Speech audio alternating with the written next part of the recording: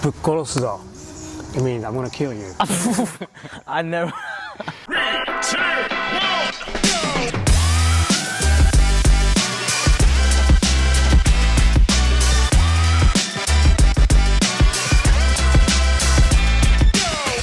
Is that recording? Okay, cool. That Jits Life. All right. Takumi Goto. Yes, sir. That Jits Life. Welcome again. Thank you. Trying this again. I like your shirt. So we're gonna mention that this is the second time around. Yeah, we don't have to. It is the second time around, yeah. My wife has a theory that maybe the first time I did so bad that you're being nice about it. That's really what letting me happened. Record again. I said I couldn't get a file off the hard drive, but that's kind of bull crap. Yeah, he didn't really do all that well, so I was like, I appreciate let the kindness. give him another shot. Appreciate the kindness. No, just technical difficulty. So hopefully this is the second one. This is good with a bazillion camera setup. So This is really cool, though. You know, you're developing this business on your own, and you didn't go to school for any of this, but you're figuring it out on your own. Yeah, a lot of it I'm figuring out. But if you're familiar with John D. Yeah. John D. Smith, Appalachian Strangler Syndicate, shout out John D. He's helped me with a lot of this stuff, composition and stuff. So I'm still learning a lot. I've learned like 0.5% of what, I'll eventually be learning. But yeah, definitely a handful of people that have kind of helped with just sort of parts of the process, or asking Shay about something. He helped me with GarageBand and it's different stuff. But yeah, it's been a work in progress, but it's fun, But Lots of helpful people at this place. Exactly. So this will be the third time trying out the wireless mics instead of having the headset, which is kind of cool to have that. It sounds cool, but I don't know, this is a lot easier to sound. I think so. Yeah. I feel more comfortable with this. Good. Okay. Some people like that. I noticed on Rogan too. Some people don't wear it, and some people like to. They have the mic or whatever. Still talking the mic, but whatever. But anyway, man, thanks again for doing this, man. Thank you for having me. You had a good training today. I sat out and watched, but we trained. Was that yesterday? A good training. Everything's going good for you with Jiu-Jitsu? Yeah, it's good. It's good. I competed in the Jiu-Jitsu Gatlinburg. You're at Jiu-Jitsu. Yeah. Tell us about that. It was a rough day for me and my son Kai. I had 4 matches and lost 3, won 1, and I learned a lot of good lessons out of that. Nice. So it's always, you win or lose, but when you lose, you learn more. I feel like. Yeah. And I believe that's definitely true. Same for Kai. Kai had a hard day. He had 6 matches, won 1, lost 5. So he was a little bit down about it, but he's coming back up. And we had a talk. And what matters is when you go down, when you get knocked down, you got to come back up. Yeah. So it's hard to explain to an 8 or 9-year-old winning or losing. Like Quinn is 8.5, and he's like a year younger than Kai, but it's hard to explain. Like he's either winning or he's losing and freaking out. Some kids just don't get and it's hard as an adult too. Right. When you get tapped out and you thought you were gonna, get the win on your own or whatever, and it's kind of sometimes it's hard to get past that and looking at it as a learning lesson versus that you just lost and you suck or whatever. There's this. That's right. Always something positive you can get out of it. Yeah, I'm trying not to make Jiu-Jitsu about winning or losing. Yeah. It's a journey, and I'm trying to focus on the technique, execution of my technique, strategy.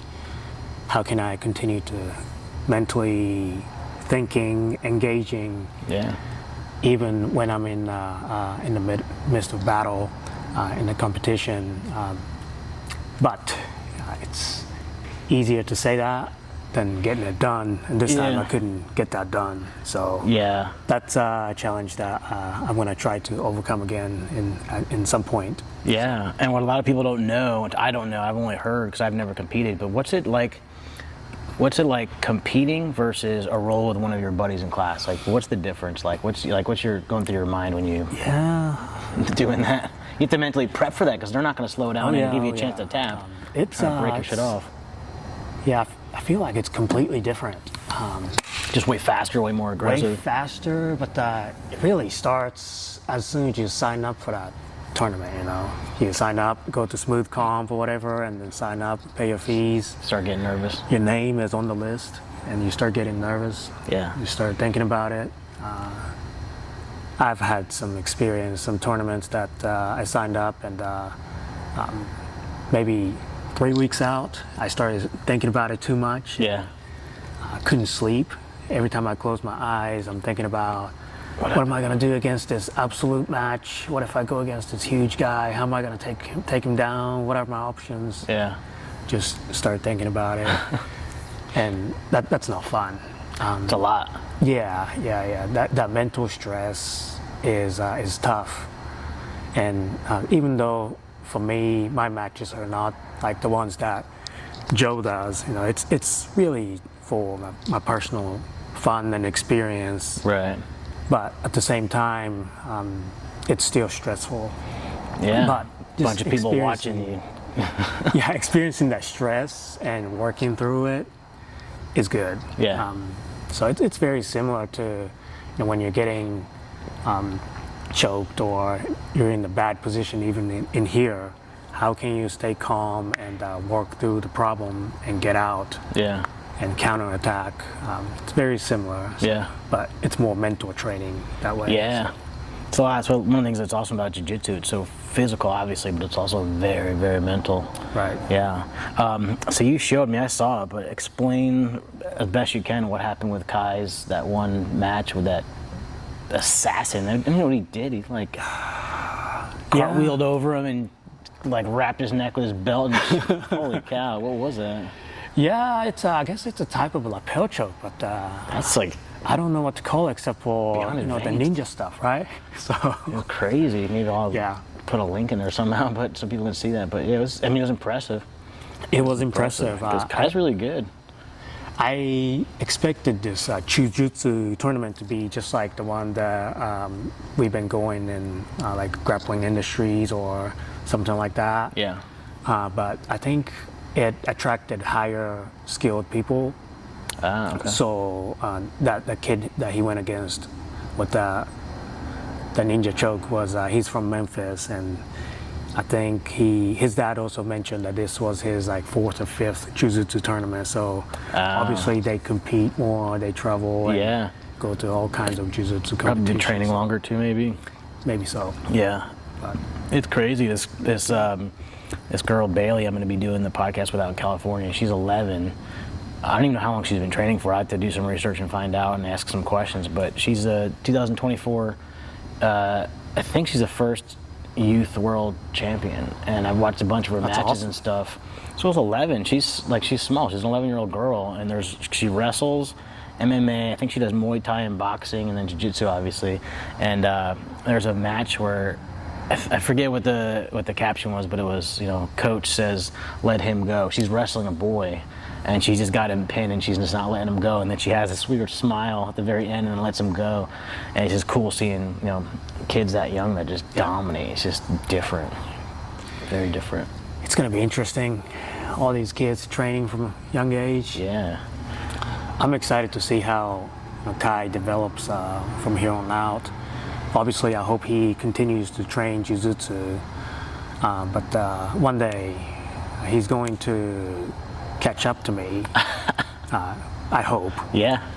But that day's going to be the bittersweet day. I was thinking about that with Quinn too. Yeah, He's just now kind of starting to come back and be consistent. He's he's 8.5.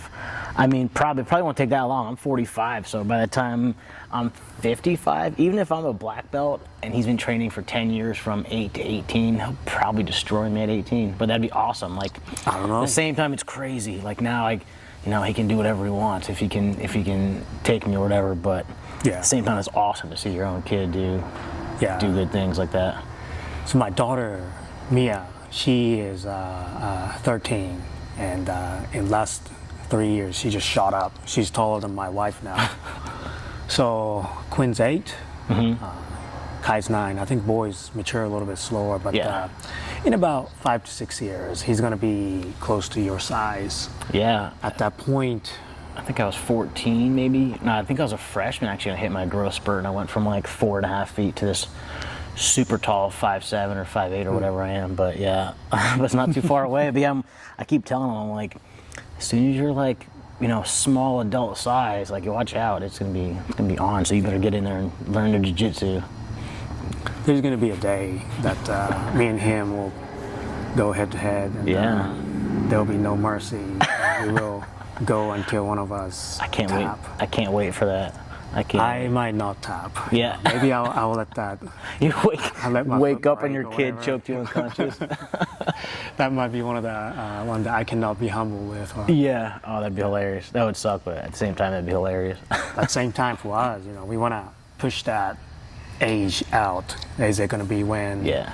he's 16, 17, 18, 25? Who knows? So we got to continue to train hard and Train hard, take care of our get bodies, better, take care of our bodies. So. recover at Recalibrate upstairs, Recalibrate that's right. Active Recovery Studio. And then maybe when we're done with training, make sure we stay healthy with, like Farm Bus, fresh farm, fresh food, apples, delicious, challah bread, Benton's bacon. eggs, bacon. It's good if you're gonna eat bacon. That's the bacon to eat. That's right. That's right. Here at Memento Combat Sports, I went quickly into a little infomercial about There you go. sponsors, but anyway, yeah. So everyone knows we're here at Memento. We're in the old man's corner. So you're like half in the old man's corner, half out. You're 30. Oh no, you're catching up. You're 30. I'm 36. Yeah, that's right. Okay, so you're in the old man's area, but you don't need to use the old man's area quite yet. Yeah. I guess I'm technically in the masters Yeah. division, but That's funny. Is that 35 up? 35 up. Nice. So wrapped up a good week. What was your favorite submission that you pulled off this week? This week, that has to be mounted triangle on Greg. Mounted triangle. Greg. Shout out to Greg. Greg, he's a good dude. Yeah. Yeah. I don't want that dude anywhere near my feet. I don't want him He's anywhere quick. near my legs at all. Yeah. Comes in with that samurai haircut. That's right. Back in a bun, ready to just take limbs home. I keep telling him that he needs to shave to right here, and then he needs to do a braid, Yeah. so he'll look like a Viking. Like Braveheart, to paint more paint on the Maybe face. get some tattoos around his Yeah. shaved area. That'd be- Octopus or raven or something. Something cooler, like a spider web with a spider crawling into his ear or Call him something Ragnar. cool. Yeah. That'd be awesome, right? That would be awesome. So mounted triangle. And what was the flip side of that? What did you get caught in? Was the really impressive that you got caught in it, or just a weird submission that you've never gotten caught in or you've never seen, or something like that? Yeah, at that Jiu-Jitsu, I got caught in arm bar by that Dante Leon's Oh yeah. student. Oh, okay, that makes sense. So Row drag, and then he got my arm and went into a arm bar position. yeah. So I thought that was really, really cool. And he got me, but that move is something that I can use as well myself. Yeah. So I was gonna say, was that this week or last week we were doing the row drag? It kind of is similar to what do they call it, Houdini. So the row drag was from half guard on top. You leaned into the hand and popped up and snagged the underhook. It was something like, there's a Houdini or something like that. It's similar, but that's cool. So I'm gonna steal that. armbar, yeah. Yeah, it's good. Are you working on any submissions that you're planning on making up that you want to tell everyone about? Well, I've been developing my leg lock game. Nice. But the flip side of that is I tend to get fixated on just chasing the leg too much. Yeah. That's exactly what happened at the competition. Leave your head open or something, or your arms. Well, there were many window of opportunity to use the leg lock or let it go of the leg lock and come back up to the top position and attack the top body. I just kept chasing the leg, kept chasing the straight ankle lock or the Aoki lock. So that's something I'm working on. Yeah. So I have to be able to balance leg and also other games as well. What's that called in general? I think Joe was just talking about it. Shout out Joe Watson, Professor Joe Watson. The principle of sunken loss or something like that. Principle of sunken cost? Sunken cost. That makes more sense. Yeah, like you're holding on to a triangle or something, and Yeah. at some point you don't have it anymore, but you still hold on to it. and then you should have let it go. It's like you don't want to give up that ground you worked really hard for, that kind of thing. I'm definitely guilty of that sometimes. I think everyone is. I mean, sometimes you got to. Yeah. But I don't know. You mentioned triangle, and triangle is exactly that. I feel like you get a good triangle position and then you squeeze. It's a big one in the rear naked choke too, and before you know it, they're mounted on top of you because you didn't. And when you're squeezing, you're exerting a lot of energy. Yeah. And when you can't finish, even though you sent it, it's really frustrating. You gave everything you had, and you're like, Yeah, what the heck? it didn't work. Why didn't you tap? And also, after you realize, okay, I can't get a tap here, you let it go and you're exhausted. Yeah. So. And then you get tapped probably.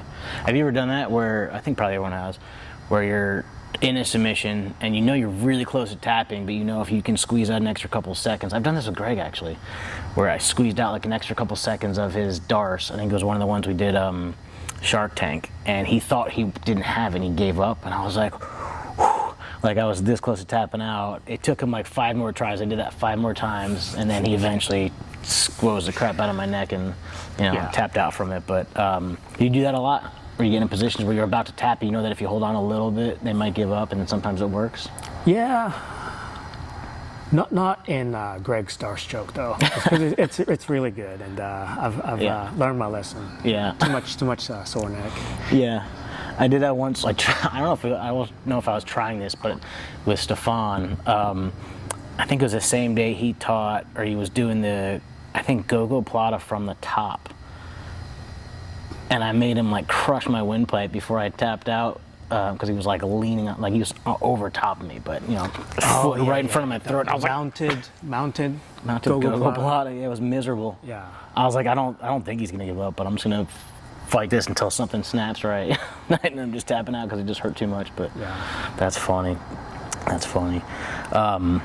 So you had a pretty unique experience in Japan when you went to visit family. I think you said your brother in Hong Kong, but you visited Imanari. Yeah. What was that like? It was crazy.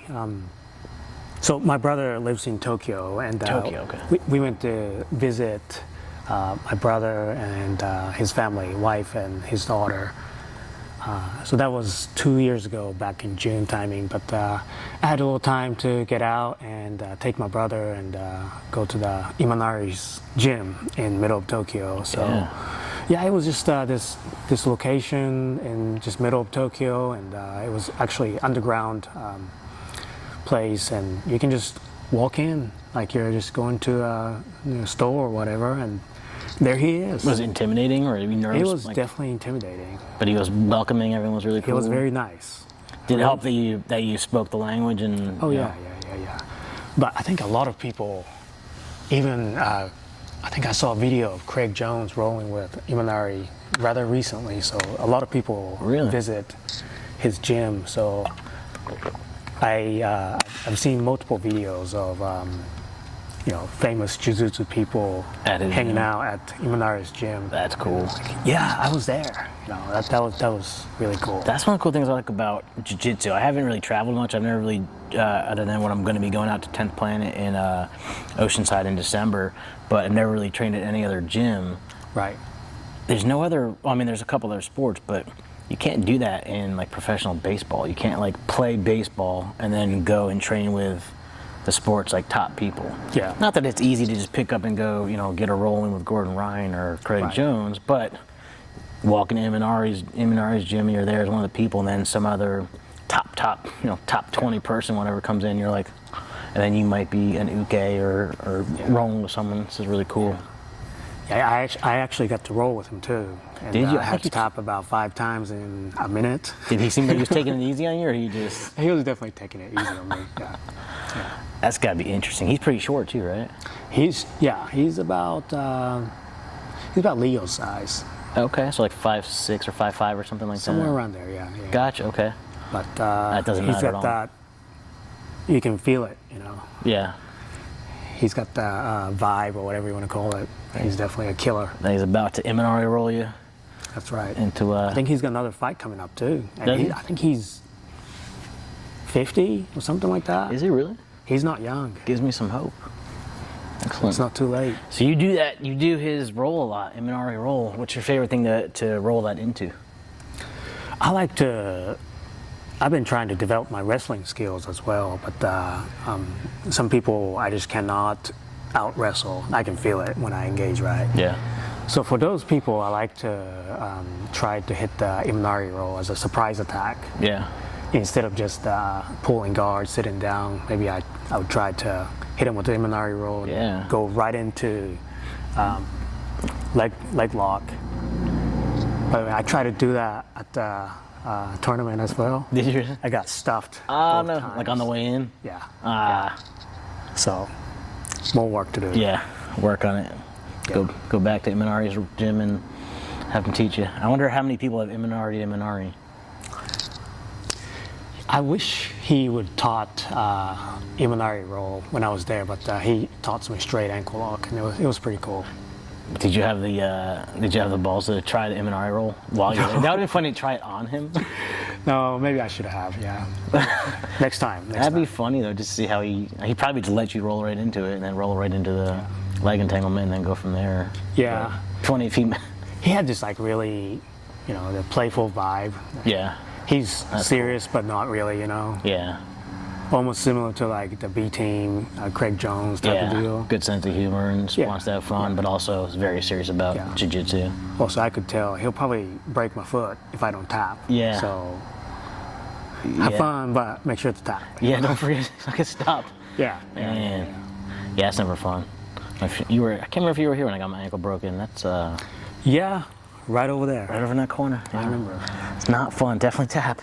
I mean, that wasn't why my ankle got snapped. It was such a bizarre situation because I was so focused on that outside heel hook because I just learned it, and I wasn't even putting my boot on. It was just dangling there, and my training partner was doing what he was supposed to do. He was going slow and controlled, and then we just heard this pop, pop. Yeah, I think he almost threw up. It was right by his ear. He was like, "What was that?" I was like, "I think my ankle just popped. Should be all right." I sat there for like 5 minutes. I was like, doesn't hurt at all. There's no swelling, nothing. I was like, it should be fine. Let me stand up, see if I can put weight on it. The second I did that, like all the pain just radiated right to where the break was. I was like, So that kind of sucked. So put the boot on. If you got the ankle, someone's grabbed your ankle, strap that boot on, dorsiflex. Yeah. Yeah. Well, sometimes injuries happen, and it is what it is, Yeah. But, when I talk to people that don't do jiu-jitsu, they're all like, "Oh, you do jiu-jitsu? That seems like a really dangerous sport. A lot of people get injured, right?" I think if you really think about it, is it more risk than going mountain biking or snowboarding or? That's the crazy thing is there's a couple different ways to look at it, I guess, because Quinn said that one of the classes he rolled his finger, and he was like, I don't want to go back to jiu-jitsu, like I hurt my finger. I was like, dude, you could do that exact same thing almost in basketball. You could get a ball hit your thing, or you can get cracked playing football, or you could, you like snowboarding, right? Yeah, you could slam your head and get knocked unconscious snowboarding. Like, it doesn't matter what you're doing. Yeah. You can get hurt, and there are certain things it's like very difficult to be very careful with, like mountain biking. You can be so careful, go on certain trails, wear the gear, but you can still get very injured.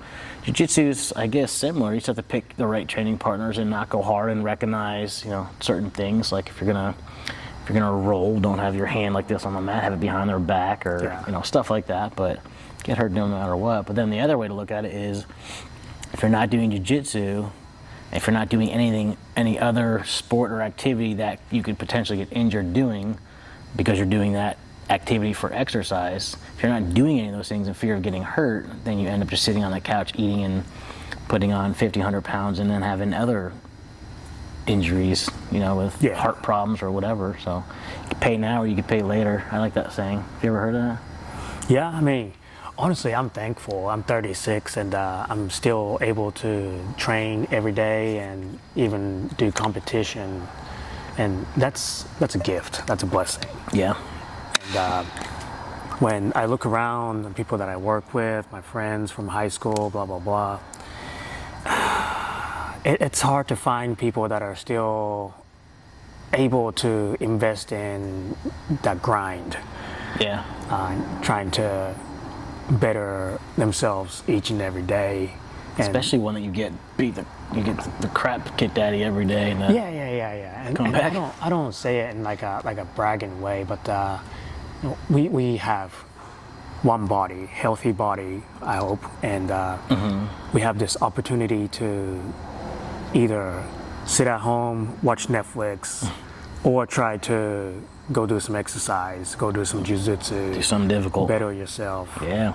So for me to just sit at home and do nothing, that's a waste of a gift, waste of a blessing. Yeah. If I wake up around 5 o'clock in the morning, I can just sit at home and sleep in additional hour and a half or whatever. So easy to do too, Yeah. especially if you do it a couple times in a row and you get That's in right. a routine of just skipping class or just getting, not Yeah. doing anything. I mean, when you're sick, you should definitely stay home. But if I'm just a little tired or didn't sleep good, Yeah. do I waste this gift that I have, or still suck it up? No one cares, right? Just get up and go. Get up and go. And when I get up and go, I am always glad that I did. Yeah. So Absolutely. Yeah. I have a hard time kind of doing nothing, but yeah, especially if you miss class and you're like, I could have gone. I feel okay. It's one thing if you can't, like you said, you're sick or you have a flu or you broke something. or you're or injured or whatever. about to feel like injury coming on. Yeah, but skip. I did this funny because I did that this morning. My alarm was. I always wake up before my alarm goes off. So I woke up and I was like, because I'm not training. I knew I wasn't going to train today because my back was hurting. Trained yesterday and the day before, still coming back slowly or whatever. So I knew I wasn't going to train. So part of me is like, I could still get there early and do PT and exercise and watch class.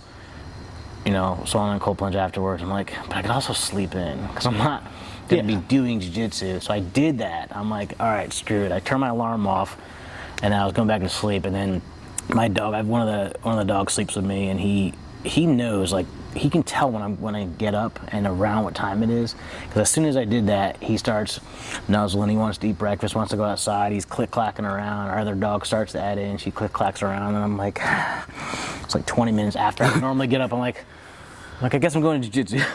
Yep. So I still got here.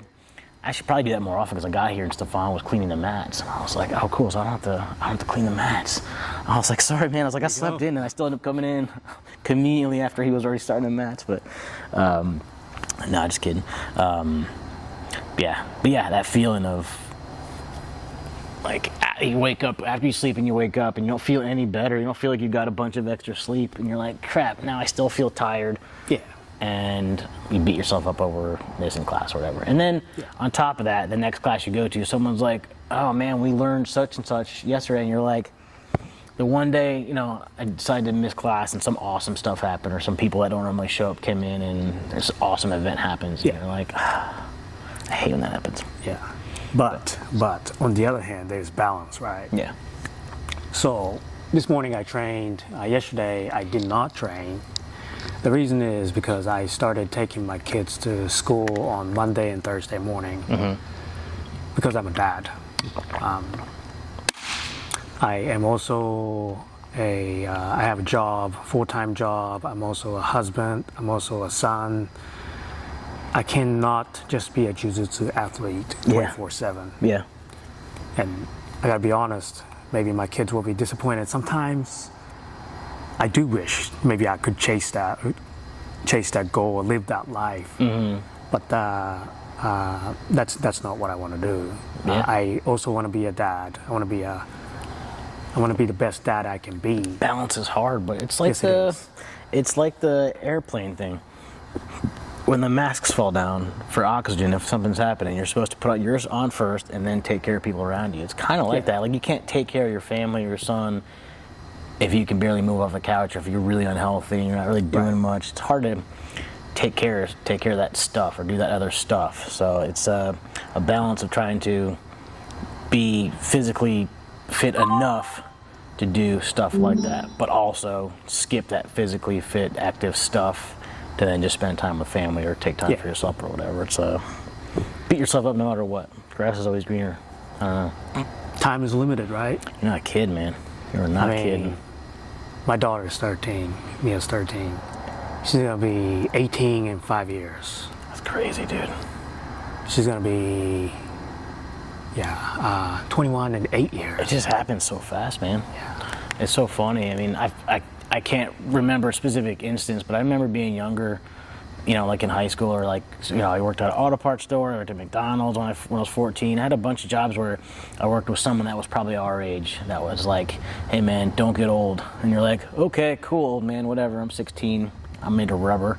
And now I find myself like, hey man, don't blink.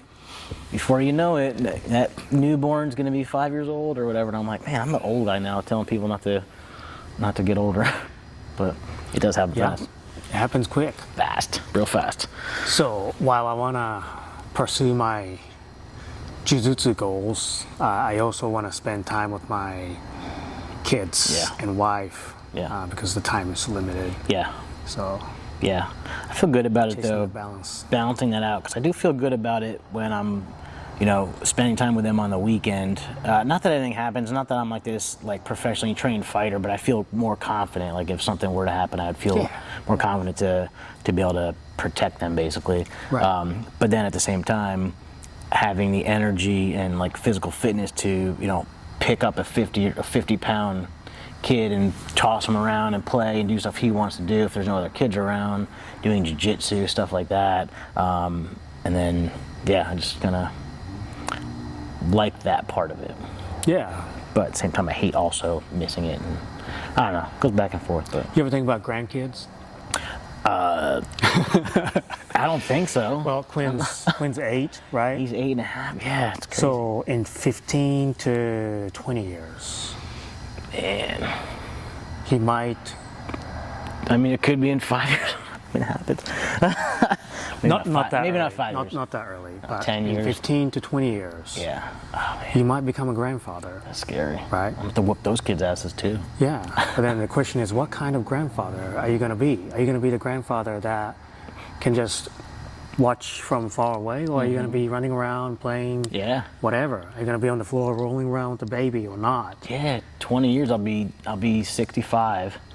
And it's funny you mention that because so most people like in their mid 60s, late 60s, 70 are normal grandparents. They're not doing push-ups and doing jiu-jitsu and stuff like that. They're on the couch and they play to a certain extent. But it reminds me because I think all of my grandparents are similar to that. But my mom's dad, I kind of take after that side with trying to be healthy and drinking water and stuff like that. I remember vividly when he was, I think he was either 69 or 70. I took karate in high school and he used to come over for different holidays and he would always ask if I was still kicking, if I was still doing karate. And then he would make me punch him in the shoulder, like as hard as I can. He would just ball up and I would just tee off on his shoulder. And then he could rip out like 10 to 20 pull-ups. He was 69. He's 69? Yeah. He's 99 now. He's 99.